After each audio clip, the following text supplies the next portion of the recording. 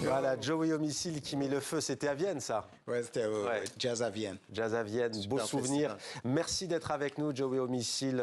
Vous êtes à l'affiche le 29 mars prochain du festival Banlieue Bleue à Stein, en région parisienne, près de Paris. Il y aura plein de villes pour cette fête de la musique. Je précise que votre nouveau projet s'appelle Smile, Smiles au pluriel, sorti en novembre prochain, avec déjà, depuis novembre dernier, un titre chaque mois, accompagné d'un podcast qui dure lui aussi 11 minutes. Alors d'abord, peut-être une question sur ce beau festival Banlieue Bleue. Ça démarre après-demain, vendredi 14 mars, et jusqu'au 11 avril, dans toute la Seine-Saint-Denis. C'est une première pour vous? Pour moi, c'est la première fois à Banlieue Bleue. C'est un festival que j'ai eu l'opportunité de voir en tant que spectateur, mais jamais en tant que headliner. Ouais. Cette année, ils nous font le privilège de nous mettre, comme on dit, sur le billboard. Ça fait plaisir. Pour moi, c'est un honneur. Tant qu'on a l'opportunité de partager notre passion, qui est la musique. Et la ça partager fait avec un plaisir. public dans l'un des départements que l'on dit les plus pauvres de France. Est-ce que ça vous fait plaisir? Parce que parfois on a un instrument que c'est élitiste en fait, votre instrument. Et vous aimez le partager avec tout le monde?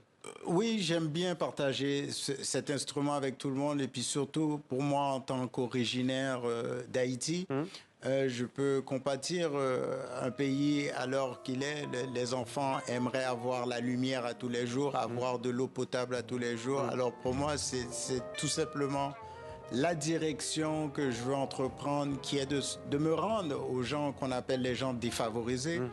Et combler leur cœur de joie, de vivre, de musique et aussi de spiritualité. Pourquoi pas? Parce que c'est un tout qui fait le monde. Et aussi. c'est un tout qui fait le monde qu'on Voilà. retrouve, Joey Homicile, dans votre dernier album qui s'appelle Spiritual Healing, Bois Caïman, Freedom Suite, avec Johan Danier, Arnaud Dolmen, Randy Kerber notamment. On va écouter un extrait de votre titre, Haricots verts.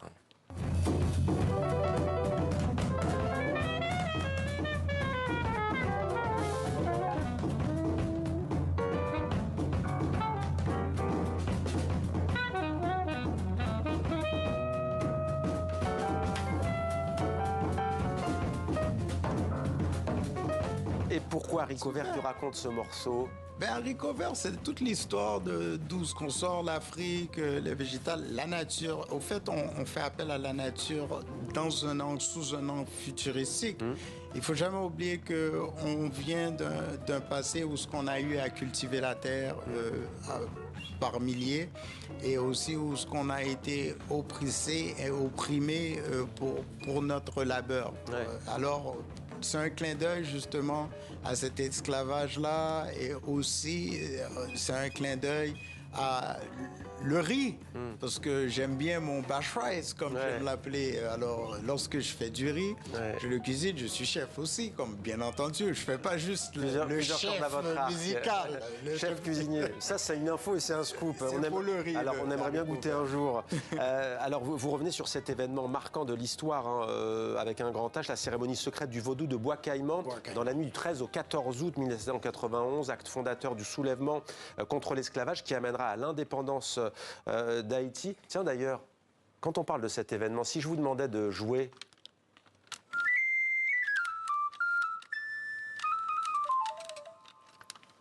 Ça, c'est une capsule que j'appelle la capsule du futur que je vous ai donnée parce que c'est le Odyssée saxophone. C'est un saxophone voyageur qui voyage dans le temps. Celui-ci, c'est celui que vous êtes plus habitué avec, c'est l'alto de Selmer. Et si vous étiez à cette nuit, ouais.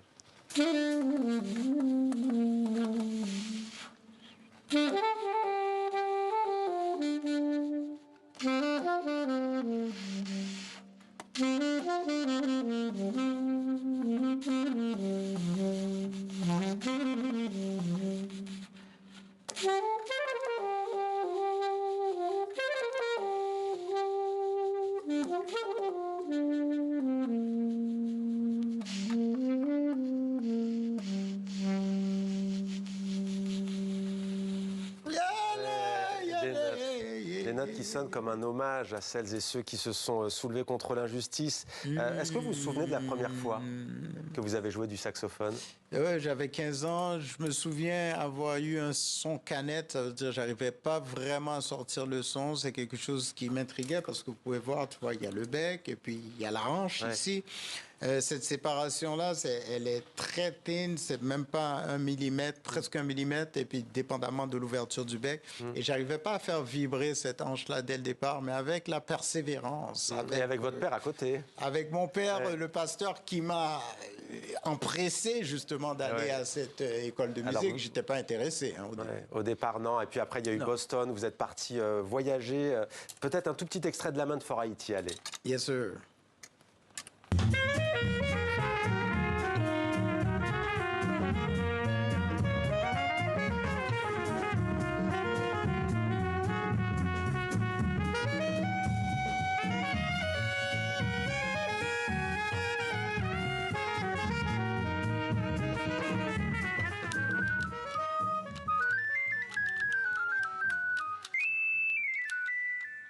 Et pour Haïti, encore une fois Haïti. Tiens, allez, une dernière question. N'y voyez aucune provocation, cher Joey.